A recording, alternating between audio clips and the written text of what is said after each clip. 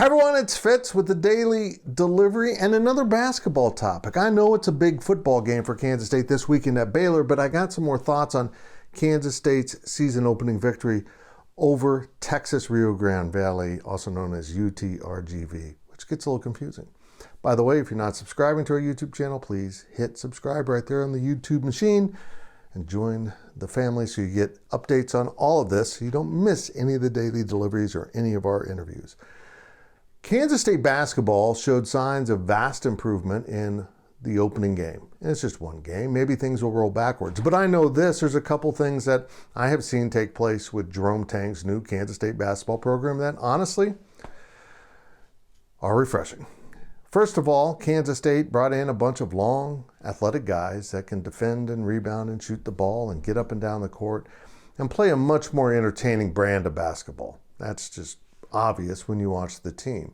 I think because of that, this team's going to win some games and might even be an NCAA tournament contender if they continue to gel.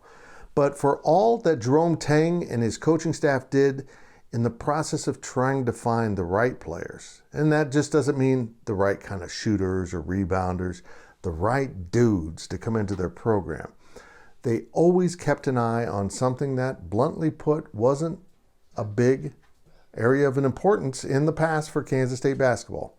And that's the locker room. That's the culture. That's what this team's like when nobody is looking. And that's what they've been building. They've been building a brand new culture of Kansas State basketball. Now, outwardly, you see Jerome Tang courting the students and saying, come to the arena. You see him kind of poking fun at the alumni for not showing up for the first game. And they'll be there, coach. They will be there. But mostly behind the scenes, he's been working on building a cohesive group.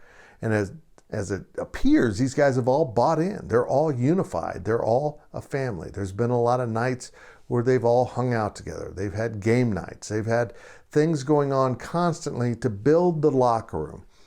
Because Jerome Tang knows that without great leadership and a cohesive locker room, it doesn't matter how much talent you have.